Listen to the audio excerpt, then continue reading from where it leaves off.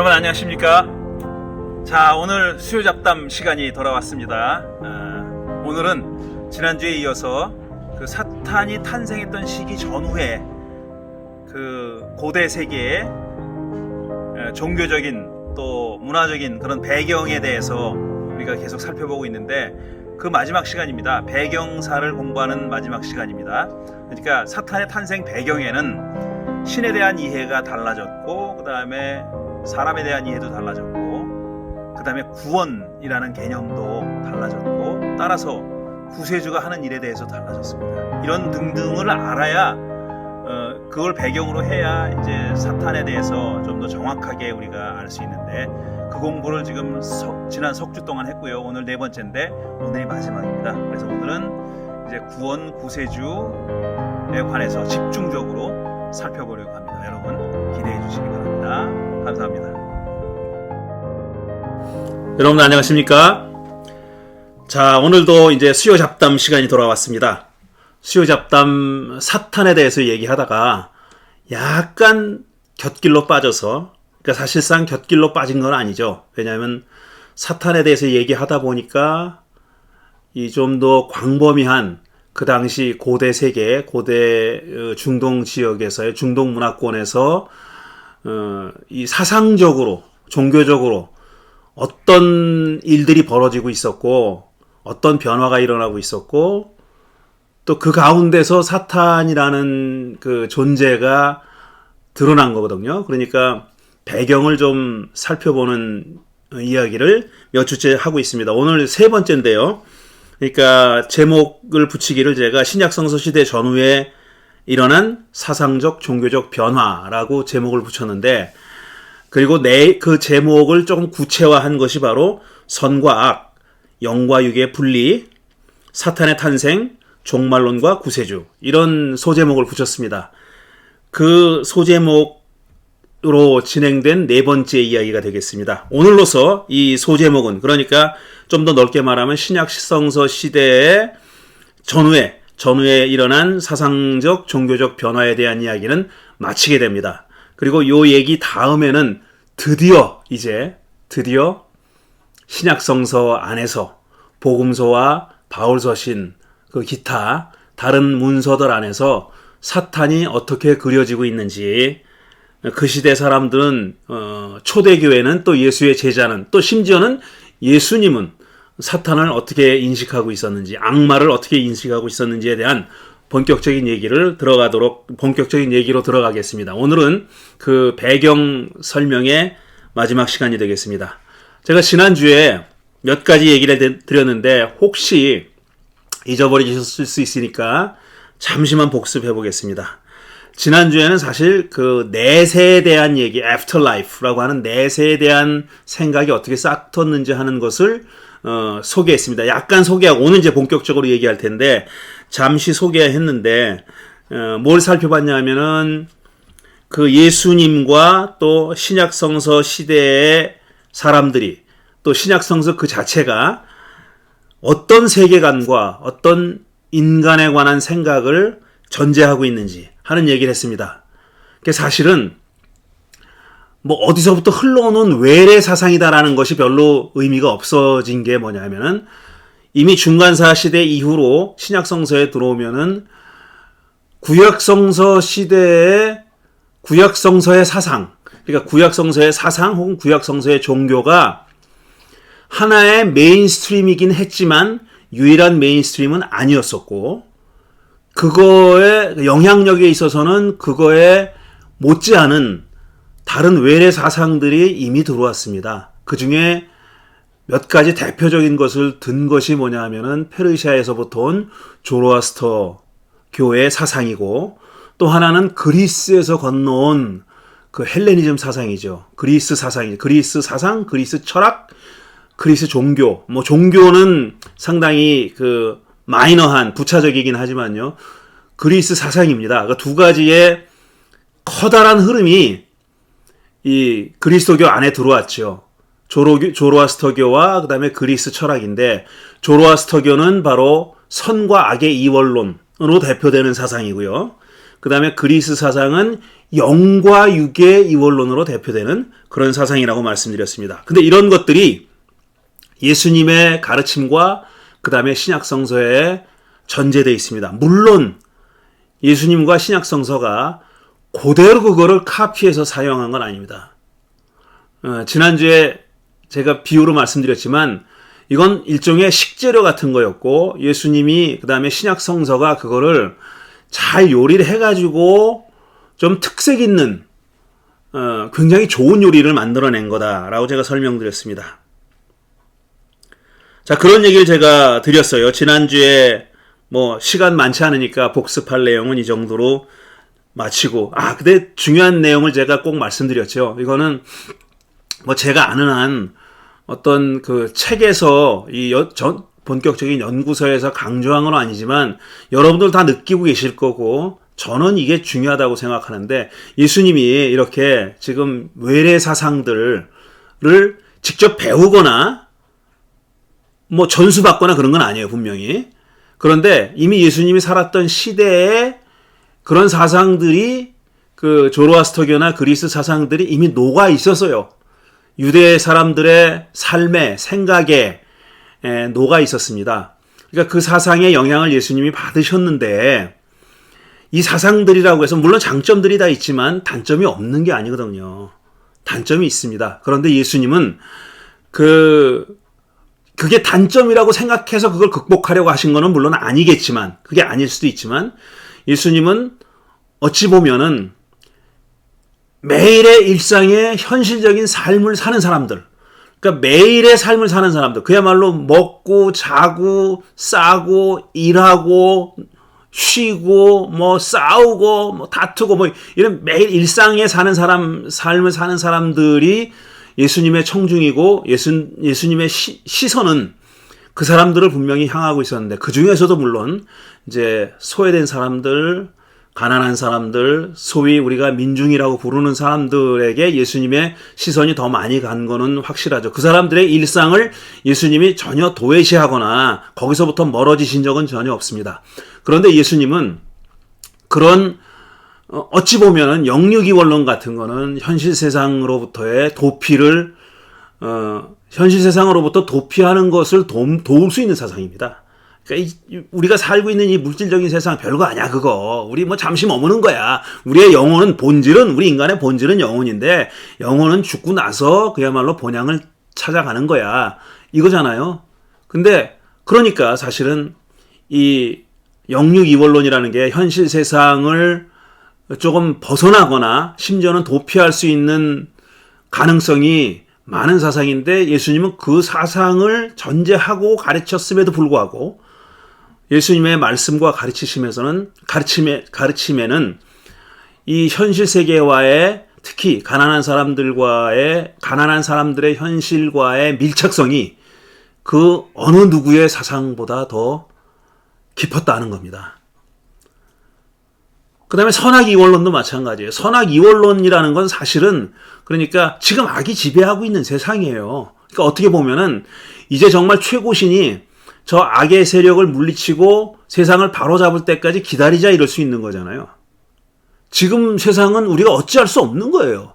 최대한으로 우리가 전쟁을 벌이지만 당분간은 우리가 지금 그들의 악한 세력에 사탄의 지배를 받게 돼 있단 말이에요. 그러니까 사실 자포자기하기가 쉬운 그런 세계관이죠. 그런데 예수님은 자포자기 하신 적이 없어요. 악과 싸워서 이겨야 한다고 하셨고 그 다음에 실제로 악의 힘이 드러나는 곳에서 예수님이 당신의 능력으로 그 귀신을 쫓아내고 병자들을 고쳐주고 하면서 그런 악의 세력이 지금 패배하고 있다라는 희망을 민중들에게 보여주신 거거든요. 그러니까 그런 두 가지 사상이 가질 수 있는 약점을 예수님은 정말 당신의 삶으로 그걸 극복하셨다라고 말할 수 있는 겁니다. 자, 오늘은 이제 구원과 구세주와 그 다음에 종말 이런 것에 대해서 말씀을 드리겠습니다. 자, 구원이라 그러면 영어로 salvation이라고 얘기하죠. Salvation Army 구세군이잖아요. 구원이라는 말을 이제 영어로 salvation이라고 표현하고, 물론 그게 다 더 다른 외래어로도 표기할 수 있는 방법들이 있고요. 그 다음에 구세주는 savior라고 그러죠. 구세주, savior. 구원이라는 거를 우리는 우리 구원 받아야 돼. 교회 다니는 사람들은 너 구원에 심지어는 제가 어렸을 때는 구원에 확신이 있느냐 없느냐라는 질문을 교회에서 많이 했습니다. 마치 구원의 확신이 구원을 가져다 주는 것처럼, 내가 구원을 얻었다고 믿으면 구원이 오고, 내가 거기에 대해서 의심하면은 구원이 나에게 없는 것처럼 그렇게 생각할 정도로, 그렇게 생각하게 만들 정도로 그렇게 구원을 강조했어요.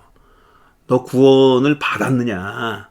구원을 받았느냐 하는 거는 네가 거듭났느냐, born again 했느냐, 중생했느냐, 이것과도 관련이 있고, 다 그렇게 우리가 배웠습니다.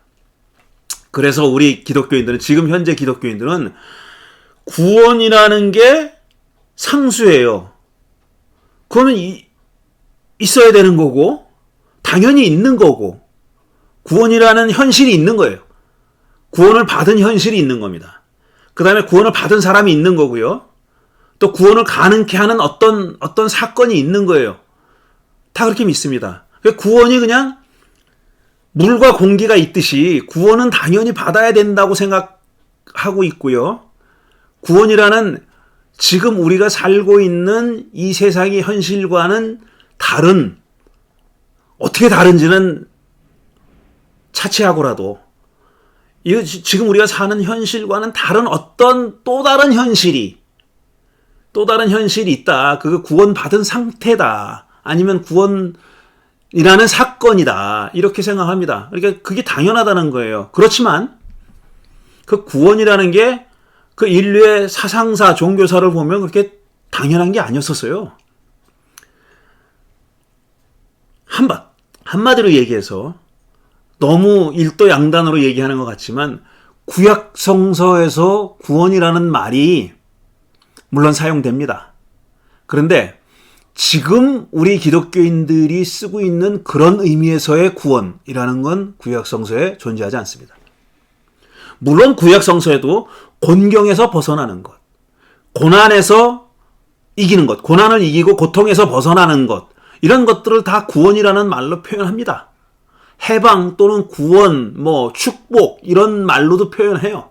그렇지만 지금 기독교인들이 말하는 구원은 그게 아니잖아요. 단순하게 어떤 빚에서 해방되는 거라든지, 아니면은 어떤 폭력적인 그런 압제 상태에서부터, 이 세상에서 폭력적인 압제 상태에서부터 해방받는 거, 이게 아니잖아요. 기독교인들이 말하는 구원이라는 건 그거보다 더 소위 말해서 차원이 높은 거 아닙니까? 영적인 어떤 현실을 얘기하는 거고, 심지어는 영혼의 구원을 얘기하는 거잖아요. 그거는 그런 의미에서 구원이라는 것은 상수가 아니었습니다. 그러니까 구약성서 시대에는 어떤 한 특정한 시점에 그것이 강조되고 나타나고 사람들이 구원을 그렇게 생각하게 된 거지, 그 이전에는 구원을 그런 단어가 있고 그런 현실에 대한 사람들의 생각이 있긴 있었지만 머리에 떠올린 현실은 다른 거였다는 거죠. 그러니까 히브리 사람들이 에집트의 노예에서부터 해방되는 거 구원이에요. 근데 그 구원은 지금 현재 기독교인들이 얘기하는 구원과 비교하면 모자르죠. 그런 의미도 포함되지만, 이렇게 얘기합니다. 그런 의미도 포함되지만 그것보다 큰 거다, 이렇게 얘기하잖아요. 그러니까 구원은 그런 의미에서 우리가 지금 기독교인들이 많이 떠올리는 구원이라는 것은 어떤 한 시점에 나타났고 태어났고 그게 강조된 그런 개념이고 그런 현실입니다. 그리고 구세주는 그런 구원을 가능케 하는 존재, 또는 그런 구원을 가져다 주는 존재가 구세주입니다. 그러니까 구세주라는 존재는 구원이라고 하는 지금 우리가 이해하는, 신약 성서에도 전제되어 있고 지금 우리가 이해하는 구원이라는 현실이 있고 나서 구세주가 필요하게 된 겁니다. 모세를 구세주라고 부르지 않아요. 예수님을 구세주라고 부르는 것과 똑같은 의미로 모세는 구세주가 아닙니다. 모세는 이스라엘 사람들을 노예의 압제에서 노예 생활에서부터 해방시켜준 인물이지만 그런 일을 한 인물을 구세주라고 부르지는 않습니다. 해방자죠. 그리고 사실 모세는 대리자였고 야훼 하나님이 그 일을 하신 거지 않습니까? 그러면 그런 일을 하신 하나님을 구세주라고 부르느냐? 아니라는 거예요. 좀 극단적으로 들릴지 모르지만 그런 하나님은 구세주라고 부르지 않습니다. 우리가 지금 말하는 예수님을 지칭할 때 쓰는 구세주가 아니에요. 지금 우리가 말하는 구세주는 그야말로 어떤 이 현실 세계에서의 자유, 물질 세계에서의 자유, 그 이상을 의미하는 거거든요. 그걸 구원이라고 얘기하고 그걸 가져다 주신 분, 그걸 이룩하신 분을 구세주라고 부르는 겁니다. 그러니까 우리가 지금 물어야 될 게 대체 무엇이 사람들로 하여금 구원이라는 것을 생각하게 만들었는가? 그걸 소망하게 됐고 그걸 갈망하게 만들었고 그 다음에 그걸 이룩할 구세주를 간절히 기다리고 어떤 특정한 사람을 지칭해서 그를 구세주라고 불렀느냐? 예수님이 지금 구세주라고 불리지 않습니까? 신약 성경에서. 근데 예수님을 구세주라고 부를 때 그 의미는 지금 말씀드린 것 같은 의미였던 거죠. 단순히 모세 같은 일을 하신 분이 아니라는 거예요. 그러니까 무엇이 도대체 사람으로 어떤 현실이 어떤 역사적인 상황이 사람들로 하여금 구원이라고 하는 것을 생각하게 만들었고 그걸 소망하게 만들었고 또 구세주를 기다리게 만들었느냐 하는 게 첫 번째 질문입니다. 그래서 좀 더 정리해서 요약해서 말씀드리면은 자, 구원이라고 하는 말이 지금 말씀드린 건데 의미가 변화됐어요.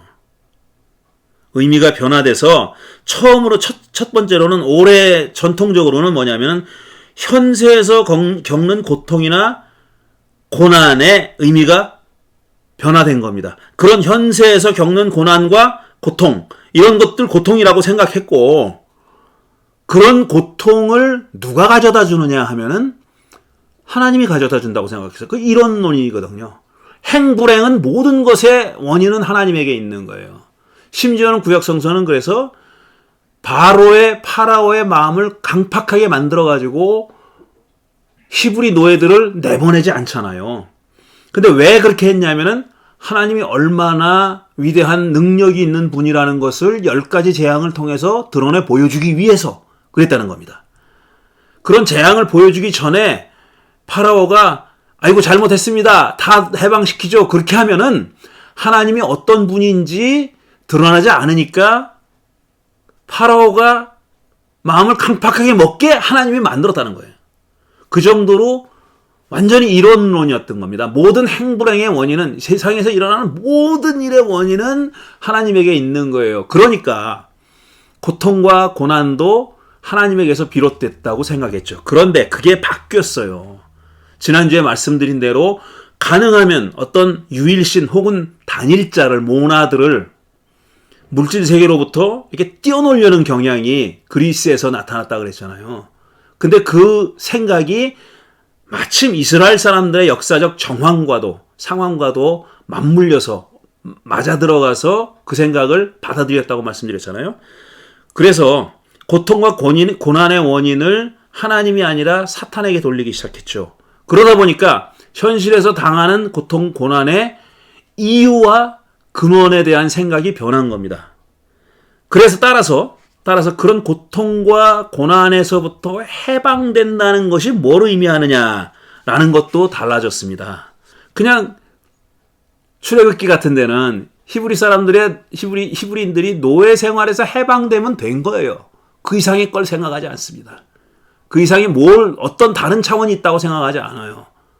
그냥 해방됐어요. 그게 야훼 하나님의 구원의 사실 완성이에요. 그 이상의 것을 생각하지 않았다고. 그런데 사람에게 이 물질과 육신과 구별되는 영혼이라는 것이 물질이나 혹은 육신과는 그 기원이 다른 하나님에게, 진정 하나님에게서부터 온 영혼이라는 것이 있다고 전제하게 된 다음부터는 진정한 해방은 그런 노예 생활에서부터 벗어나는 것 정도가 아니라 영혼이 궁극적으로 해방되어서 자기 본향을 찾아가는 것을 의미하게 됐습니다. 영혼이, 그러니까 그를 가두고 있던 감옥, 일종의 감옥 같은 육신에서부터 벗어나서, 육신에서 해방돼서 진정한 자기 본향을 찾아 여행할 수 있는, 그 여정을 떠날 수 있게 된 것을 진정한 의미에서 해방이라고 부르게 된 거죠. 그게 바로 구원과 연결된다. 구원과 연결됐다. 그래서 구원의 의미가 단순화시켜서 말하면은 어떤 물질적인 해방에서부터 영적인 해방으로 그 의미가 달라졌다. 혹은 확대됐다. 이렇게 생각한 겁니다. 그래서 따라서 구원이 그렇게 salvation이라는 말의 뜻이 그렇게 바뀌니까 그 일을 가져온 분, 그 사건을 가져온 분, 혹은 그 일을 가능하게 이룩하신 분, 가능케 하신 분이 누군지에 대한, 그 세이비어에 대한 생각도 달라진 거죠. 과거에는 그러니까 구약성서를 그냥 1대1로 대응시켜보면 구약성서에는 어떤 어려움이나 고통에서부터 사람을 구해주는 존재입니다. 모세 같은 사람이죠. 그러니까 예를 들어서 뭐 히스기야 시대 히스기야 왕 같은 사람, 요시야 왕 같은 사람, 다윗이나 이런 그 성군으로 소위 추앙받는 왕 같은 사람들이 구세주로 여겨졌던 겁니다. 굳이 그들 구세주라고 부르지는 않았지만요. 구원자라고 부른 거는 많이 있어요. 여호수아라는 말이 거기서 나온 거거든요. 그러니까 그 비슷한 이름을 가진 사람들은 다 구원자라는 의미가 들어있는 겁니다. 그런데 그 구원의 의미가 지금 말씀드린 것 같은 어떤 물질 세상에서의 구원의 범위를 벗어나지 않았다는 거죠. 근데 그게 반드시 유대 사람들만 그런 건 아니고 로마 황제도 자기를 구원자라고 불렀습니다. 자기를 세이비어라고 부르라고 강요했어요. 근데 로마 세계에서, 로마 제국에서 구원자가 하는 일은 뭐냐 하면은 이제 어떤 물질적인 복지를 이루고 그 다음에 세상이 조화롭게 돌아가도록 만들고 그 다음에 질서를 세우고 뭐 이런 것들입니다. 이런 것들을 구원이라고 생각했고 그런 일을 가져다 주는 자가 바로 구원자인 구세주인 황제다 이렇게 생각한 거죠. 우리가 하나 잊지 말아야 될 것은 그 로마 제국에서 얘기한 그 복지나 화합이나 하모니나 아니면 자유나 질서나 뭐 이런 것들은 전부 다 자유민들만을 위한 겁니다. 자유민들 이상의 존재들만을 위한 거지. 그 다음에 굉장히 대다수를 차지하고 있던 자유민 이하의 사람들, 그러니까 노예들에게는 절대로 전혀 해당되지 않는 그런 이야기였다는 겁니다. 어쨌든 그런 의미에서 그 구세주가 그런 뜻을 가지고 있었어요. 복지를 가져다 주고 축복, 복지, 물질적인 풍요, 억압에서부터의 자유, 해방 뭐 이런 것들입니다. 그런 것들을 가져다 주는 분이 구세주였는데 그러니까 그런 그 구세주의 의미가 어떻게 바뀌었냐면 이제는 그것보다 더 근본적인 해방을 가져다 주는 거예요. 그 두 가지 의미가 있는데 아까 영혼과 관련해서는 영혼의 진정한 해방을 가져다 주는 분을 구세주로 생각하게 됐어요. 거기까지 범위가 확대됐어요. 그 다음에 또 하나는 뭐냐 하면은 또 하나 의미는 구세주의 또 다른 의미는 변화된 또 다른 의미는 뭐냐 하면은 이 세상이 악한 게 세상의 억압이 그냥 인간들끼리 다퉈가지고 서로 땅 따먹기를 하기 위해서 제한된 재화를 우리가 독차지하기 위해서 벌이는 전쟁이라고 생각하지 않았고 반복하지만 조로아스터계의 영향을 받아가지고 이거 근본적인 전쟁터입니다. 세상은 선한 세력, 신적인 선한 존재, 신적인 선신, 그러니까 선한 신과 그 다음에 악한 신적 존재, 사탄이죠. 조로아스터계에서는 아리만이라고 불렀고 성경에서는 사탄이라고 부르는 그 존재들이 아주 근원적으로 전쟁을 벌이고 있는 거예요. 이거는 그러니까 사람들끼리 서로 싸우는 게 아니라 그 위에 신적인 존재들의 싸움이 벌어지고 있는 거거든요. 근데 여기서 마지막 순간에, 최후의 순간에 그 악한 신적인 존재, 그 아리만이나 사탄을 제어하고 무찌르고 그 세력과의 전투에서 승리해서 걔네들을 영원히 패배시킬, 그래서 이 세상, 이 악의 세력이 지배하던 그 세상을 다른 세상으로 바꿀 수 있는 가능성, 바꿀 가능성을 열어주는 분이 바로 세이비어라고, 구세주라고 부르게 된 겁니다. 그 구세주의 개념에 커다란 변화가 생긴 거죠. 지금 제가 말씀드렸듯이 이런 변화를 가져온 것은 두 가지의 이원론이 역시 영향을 미쳤다고 볼 수 있는 겁니다. 영혼의 존재를 그리스 사상에서부터 가져왔고, 그 다음에 궁극적인 악, 이 세상은 선과 악의 이원적인 전쟁터라는 생각을 가져오게 만들어준, 그런 생각을 하게 만들어준 조로아스터교의 영향 덕분에 구원이라거나 구세주라는 그 현실에 대한 혹은 존재에 대한 생각이 그렇게 달라졌다는 겁니다. 그런 범위를 좀 좁혀서 유대사회 안에서만 생각해 보면요, 유대사회 안에서만 이미 이 구세주라는 이름이 일반 명사지 않습니까? 구세주는 구세주, 세이비어, 구세주 일반 명사예요. 그 어떤 직위나 직책이나 이런 걸 가리키는 거지 사람 이름을 고유명사가 아니란 말이에요. 이스라엘 사람들에게 있어서는 그런 존재를 옛날부터 부르는 이름이 있었어요. 그게 바로 메시아입니다.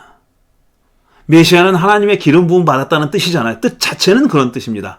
근데 메시아로 뭐 몇 가지 직책의 사람들이 메시아로 불려졌다. 왕, 제사장, 예언자 이렇게 얘기하잖아요. 물론 모든 제사장이, 모든 왕이, 또 모든 예언자가 기름 부음 받았다는 뜻은 아니에요. 그렇게 써 있지도 않고요. 근데 직책으로 봐서는 그런 세 가지 종류의 사람들이 기름 부음 받았다고 여겨졌고, 거기서 메시아라는 말이 나왔고, 그걸 그리스로 번역을 하니까 그리스도가 된 겁니다. 크리스투스가 된 거예요.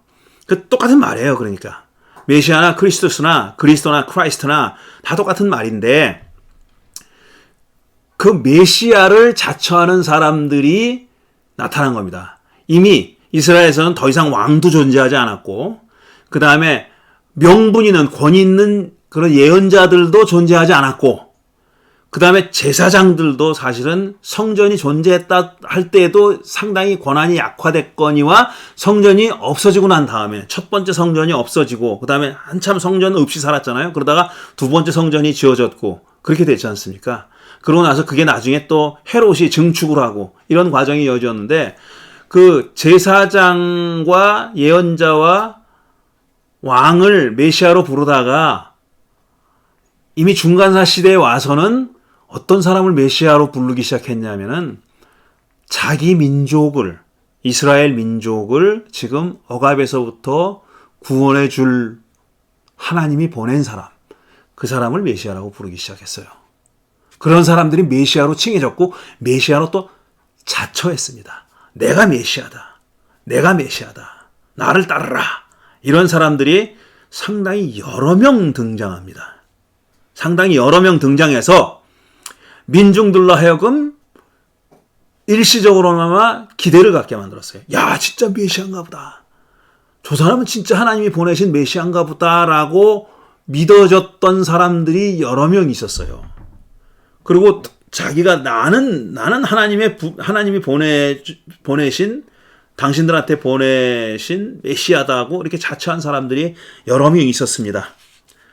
근데 그런 메시아는 이스라엘 사람들은 뭐라고 생각을 했냐면은, 메시아를 어떤 존재로 이 머릿속에 그렸냐면은, 지금 말씀드린 대로 마지막에 이제 로마 지배인데, 로마 지배로부터 우리 결례를 해방시켜서 독자적인, 인디펜던트한, 독립된, 외세의 압제나 지배를 받지 않는 독립된 하나님의 백성으로 다시 세워줄 사람, 그런 일을 하라고 하나님이 보내신 사람, 이런 생각을 가지고 있었어요.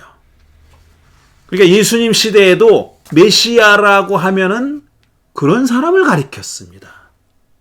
그런 사람이 메시아라고 여겨졌던 거예요. 그러니까 예수님더러 자꾸 사람들이 유대교 권력자들이 유대교 소위 지도자라고 말하는 지도자라는 말을 참 하기가 싫은데 사실 권력자죠. 유대교 권력자죠. 유대교라는 것을 등에 업고 권력을 향유하던 사람들입니다. 큰 권력을 가지고 있던 사람, 작은 권력을 가지고 있었던 사람들이 따로 있었지만 어쨌든 권력을 유대교를 등에 업고 권력을 행사하던 사람들이 예수에게 와가지고 묻지 않습니까? 당신이 메시아냐고. 심지어는 세례자 요한도 묻죠. 당신이 우리가 기다리는 바로 그분입니까? 아니면 우리는 또 다른 분을 기다려야 됩니까? 이렇게 물어요. 메시아라는 말을 사용하지 않았지만 그게 그 사람들이 그렇게 물은 사람들의 머릿속에는 메시아라는 개념이 있는 겁니다. 우리가 기다려온 사람, 그게 메시아예요. 메시아라는 말을 가급적 안 쓰려고 그렇게 유화시켜서 그런 말을 쓴 겁니다. 그래서 이제는 우리가 지금 앞으로 읽어볼 신약성서의 여러 문서들에는 이 메시아가 어떤 뜻으로 사용되고 있냐 하면은 이 전통적인 의미의 메시아와 그 다음에 변화된 의미의 메시아가 공존하고 있습니다. 신약성서 문서에 그렇다는 얘기예요.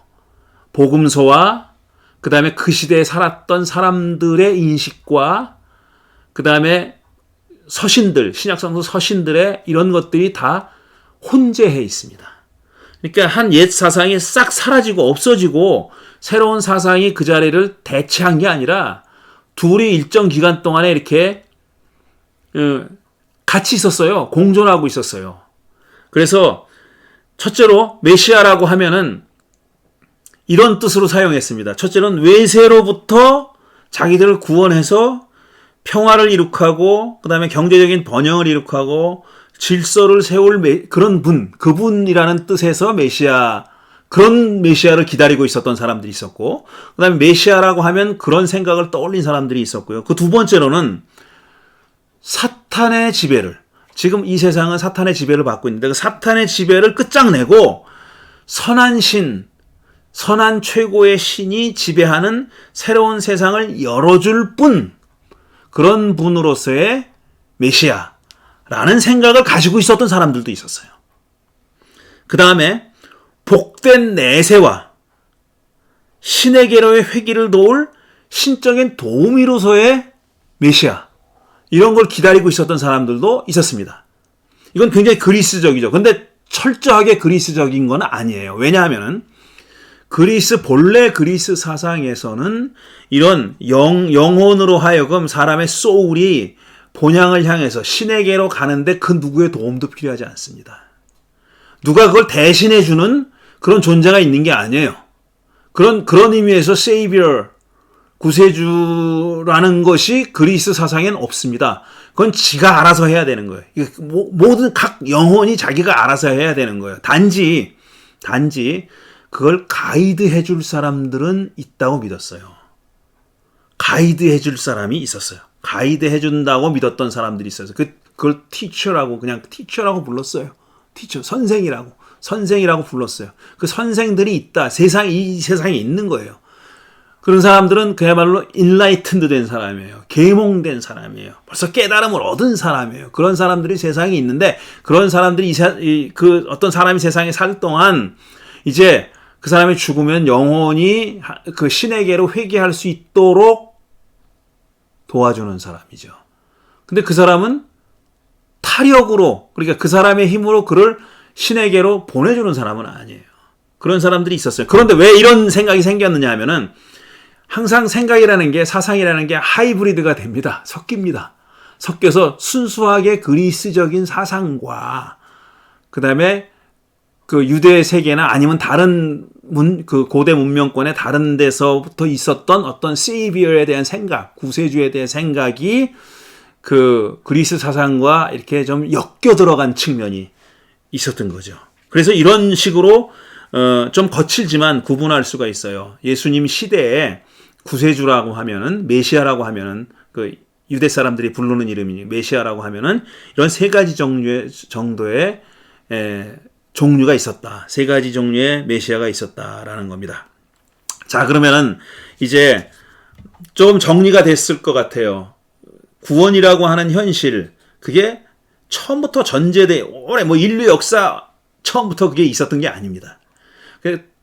단적으로 얘기해서 구약성서 시대만 해도 신약성서가 말하고 있는 의미에서의 구원, salvation, 이런 개념은 존재하지 않았고요. 물론 구원이라는 것이 있었지만 그 내용이 우리가 지금 생각하고 있는 어떤 영혼, 최후의 심판, 이런 것과는 무관한 그런 개념이었다라는 말씀을 드렸고, 그러니까 구세주라고 하는 사람, 혹은 메시아라고 하는 그 존재에 대한 생각도 달랐다는 겁니다.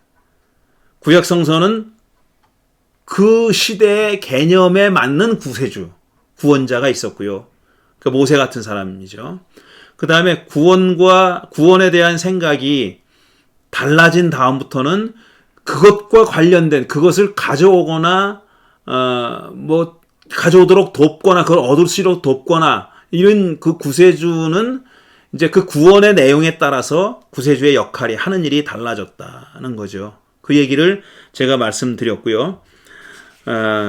이제 그러면은 남은 시간은 이런 생각들이 구약성서에 어떻게 나타나 있는지, 구약성서에, 자꾸 신약성서에 어떻게 나타나 있는지 하는 것만 몇 구절 찾아보도록 하겠습니다. 먼저 찾아볼 구절이 로마서 8장 19절에서 22절입니다. 로마서 8장 19절에서 22절인데, 제가 처음에 인사드리면서 말씀드려야 했는데 말씀 못 드렸네요. 제가 오늘은 쓸쓸하게 혼자 있지 않습니까? 옆에서 같이 그 잡담을 이끌어 주셨던 조영건 교우께서 오늘 참석하지 못했습니다. 여러 가지 사정이 있는데요. 당분간은 조영건 선생님의 개인적인 사정으로 인해서 저 혼자 진행을 하게 될 거고, 그 다음에 또 다른 분이 계시면은 그분과 더불어 이 진행을 할 텐데, 그때까지는 저 혼자 진행하겠습니다. 그러니까 성경 말씀도 저 혼자 읽을 수밖에 없겠네요. 로마서 8장 9절부터 22절입니다. 피조물은, 그러니까 피조물은 뭐야? 세상이에요. 세상. 이 세상. 하나님이 창조하신 세상. 어떤 특정 그 피조물을 가리킨 게 아니라 온 세상 얘기하는 거죠. 피조물은 하나님의 자녀들이 나타나기를 간절히 기다리고 있습니다. 그랬어요. 이거 우리가 성경을 좀 읽은 분들은 다 잘 아는 귀절이에요. 잘 아는 귀절입니다. 로마서 8장. 피조물은 그러나 이 말씀이 뜻하고 있는 바가 뭔지, 이 말씀이 어떤 세계관을 전제하고 있는지 하는 것은 생각해 보신 분이 그렇게 많지는 않을 겁니다.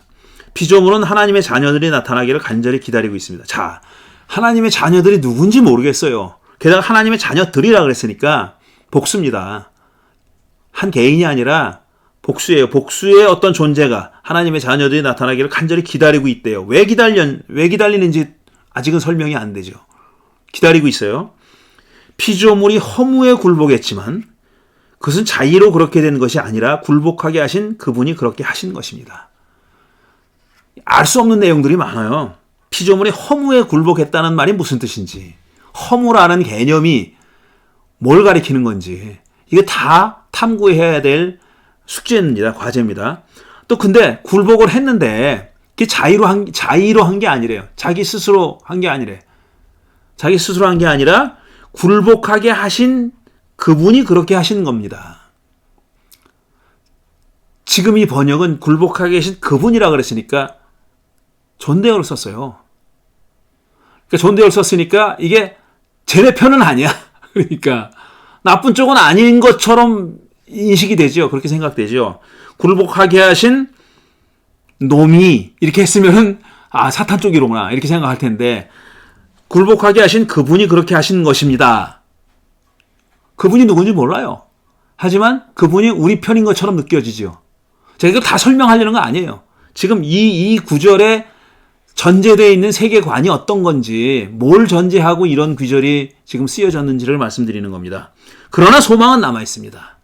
자, 이제 허무에 굴복했지만 여전히 우리가 완전히 죽은 건 아니다. 아직 여전히 소망은 남아있다. 그것은 뭐냐? 곧 피조물도 사멸의 종살이에서 해방되어서.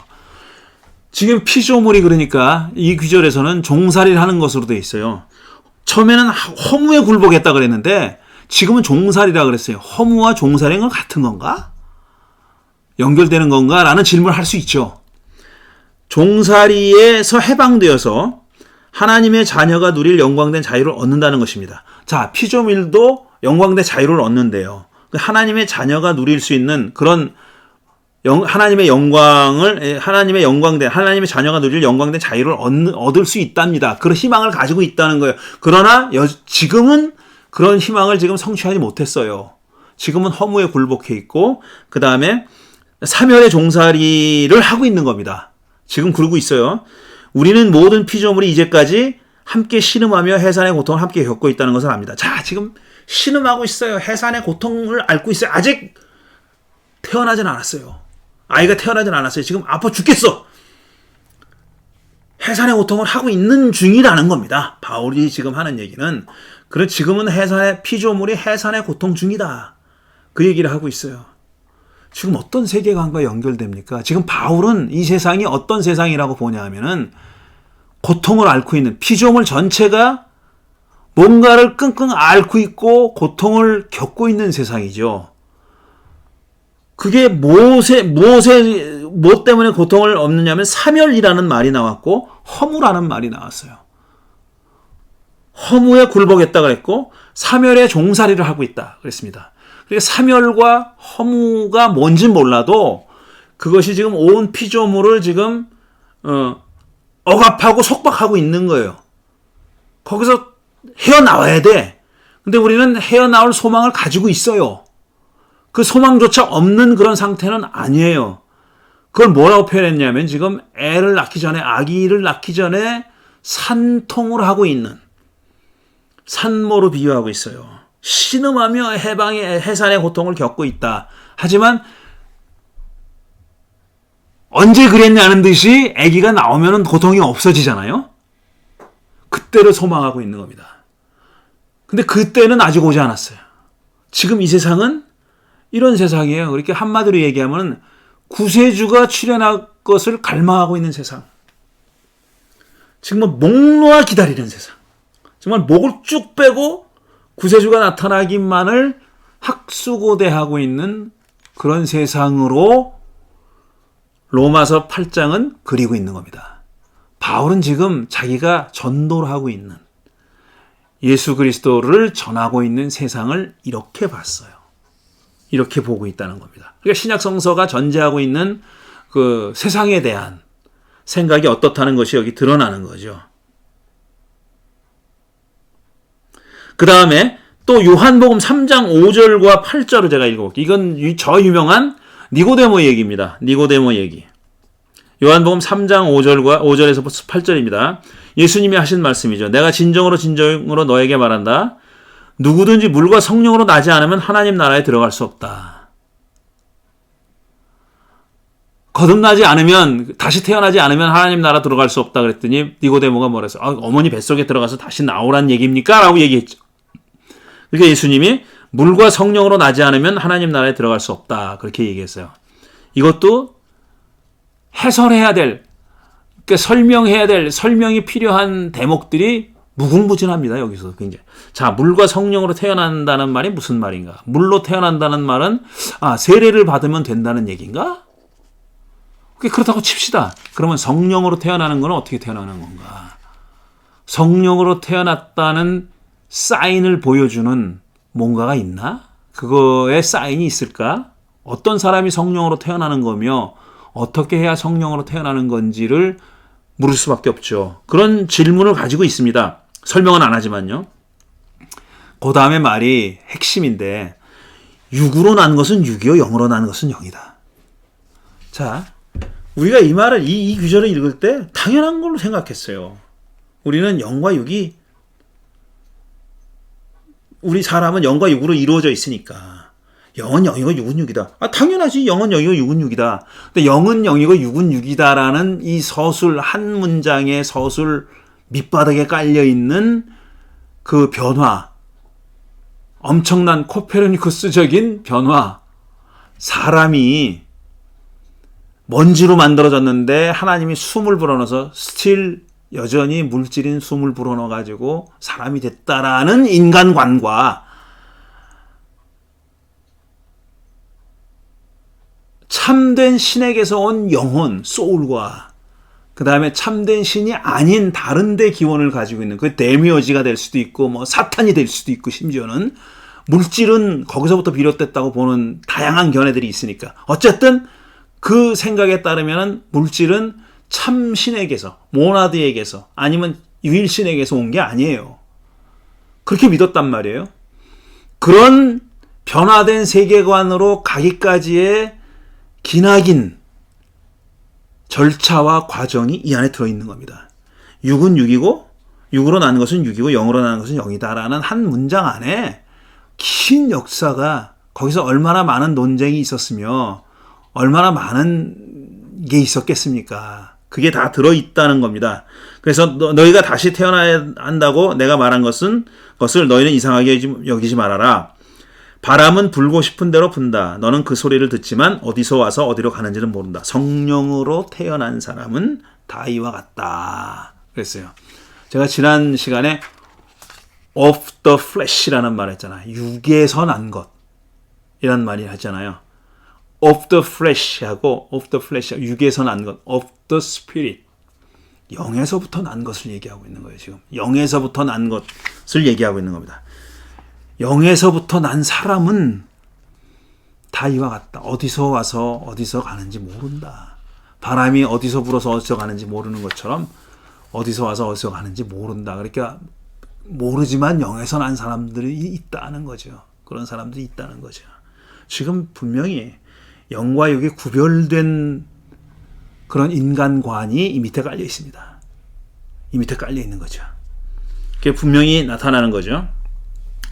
그 다음에 마지막으로 한 구절만 더 읽어보죠. 마태복음 4장 8절 9절. 이거 우리가 지난번에 한번 읽어본 겁니다. 사탄이 나타나서 예수님을 시험하는 얘기죠. 유혹하는 얘기인데 그 중에 하나입니다. 또다시 악마는 예수를 매우 높은 산으로 데리고 가서 세상의 모든 나라와 그 영광을 보여주며 그에게 말하였다. 네가 나에게 엎드려서 절을 하면 이 모든 것을 내게 주겠다. 블러핑이라고 하죠. 블러핑. 제가 저 고속도 잘 못 치는 사람이라 가지고 화토나 무슨 카드놀이 이런 거 잘 모르지만 뻥치는 거 있잖아요. 뻥치는 거. 패는 형편없는 패를 들고 있으면서 굉장히 뭐 좋은 패를 들고 있는 것처럼 뻥치는 거 블러핑이라 그러잖아요. 007 카지노 로얄 보면 그 카드 치는 게 나오는데 굉장히 긴박감 있는 그런 장면이었어요. 제가 좋아하는 장면이기도 한데 어쨌든 지금 사탄이 블러핑하는 겁니까? 뻥치는 겁니까? 세상이 지한테도 자기 게 아닌데 지금 자기 거인 척하면서 나한테 절해, 다 줄게 이렇게 얘기하는 거 아니에요. 이렇게 얘기하면 정말 세상이 사탄의 거야? 이렇게 그게 아니라 그 시대 사람은 그렇게 생각했다는 거예요. 지금 예수님이 시대 사람은 지금 자기들이 살고 있는 이 세상, 정말 일상이 고통스러운 세상, 매일매일이 고통스러운 그 세상은 사탄의 것이라고 생각하고 있었어요. 그게 언제까지 갈지 모르지만 사탄이 지배하고 있는 세상이라고 그렇게 믿었던 겁니다. 그래서 이 구절이 지금 마태복음 여기 들어가 있어서도 그 당시 사람들은 이거 말도 안 되는 소리야 라고 생각한 사람 아무도 없는 거예요. 이게 그냥 술술 그대로 받아들여진 겁니다. 근데 그럼에도 불구하고 예수님이 그걸 거절했구나 이렇게 생각하는 거지. 예수님이 사탄의 속마음을, 그러니까 예수님이 사탄이 블러핑하는 것을 뻥치고 있다는 것을 간파하고 나서 말씀으로 이겼다. 이게 아닙니다. 그렇게 생각하지 않았어요. 이 복음서의 이 귀절을 읽었던 사람들은, 예수님의 말씀을 듣고 읽었던 사람들은 다 그렇게 이거 그대로 생각했다는 거예요. 세상이 사탄 거다. 지금 이 세상은 사탄 거다. 이렇게 생각했다는 겁니다. 이런 것들이 지금 우리가 다음 주부터 살펴볼 사탄 혹은 악마, 복음서들에서 살펴보고 이제 바울 서신과 여타 서신들에서 그다음에 계시록에서 어떻게 그려지고 있는지, 어떻게 사탄을 이해하고 있는지 하는 것을 살펴볼 텐데, 그렇게 하려면 지금 말씀드린 이런 배경을 알고 계셔야 그게 이해가 된다는 거죠. 그러니까 영육이원론, 선악이원론, 조로안스터교, 그리스, 피타고라스, 플라톤, 지금 무수히 많은 사람들의 얘기를 했고, 그 다음에 구약성서에서도 어떤 부분, 특정한 부분, 구약성서에서 구원자를 뭐라고 생각했는지, 구원을 어떻게 생각했는지, 그 개념이 어떻게 달라졌는지, 무엇이 그 개념을 변화시켰는지, 이런 등등의 것들을 우리가 마음속에 알고 있어야, 우리 머릿속에 가지고 있어야 그 텍스트들이 이해가 된다는 거예요. 지금 제가 몇 구절을 읽었지 않습니까? 로마서와 그 다음에 마태복음 같은데 읽었는데, 요한복음, 마태복음 읽었는데, 그거 읽으면서도 무슨 말인지 모르겠는 게 있지 않습니까? 무슨 뜻인지 모르고 그냥 넘어가는 게 있잖아요. 저도 그거 다 설명하지도 않았고요. 중요한 제가 말하려고 했던 내용만 얘기해서 그 당시 사람들이 가지고 있던 세계관이 뭐였는지 하는 것만 얘기했지만, 사실 그 안에 설명해야 될 것이 참 많죠.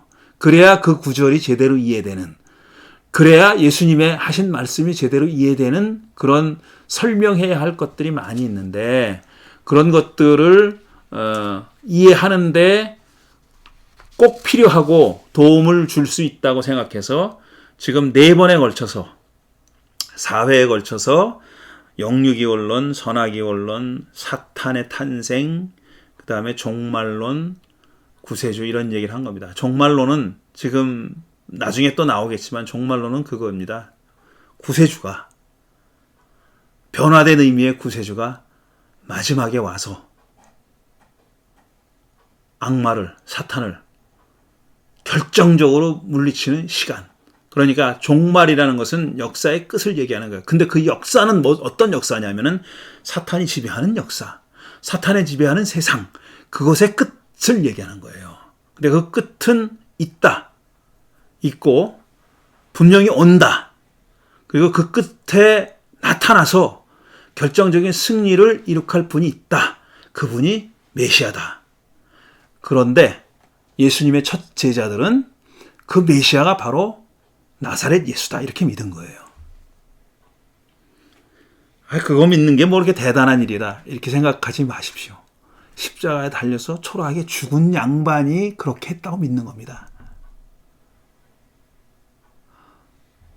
십자가에 달려서 정말 비참하고 초라하게 자기들의 기대를 완전히 망가뜨리면서, 완전히 그냥 박살을 내면서 처량하고 초라하게 십자가상에서 죽었던 그 예수가 사탄을 결정적으로 패퇴시킬 마지막 시간에, 그러니까 재림 때 결정적으로 패퇴시킬 바로 그 메시아다라고 믿었던 겁니다. 이거는 굉장한 역설이고, 뭐라 그러면 굉장한 모험입니다.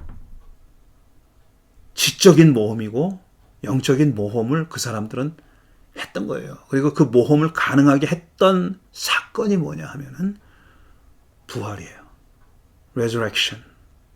부활이 그들로 하여금 그런 모험을 하도록 만들었던 결정적인 사건이었습니다.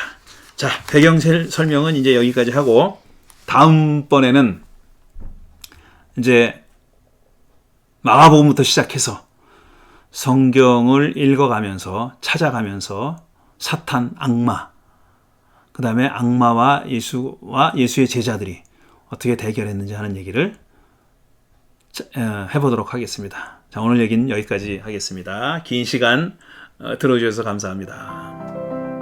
다음 주에 뵙겠습니다.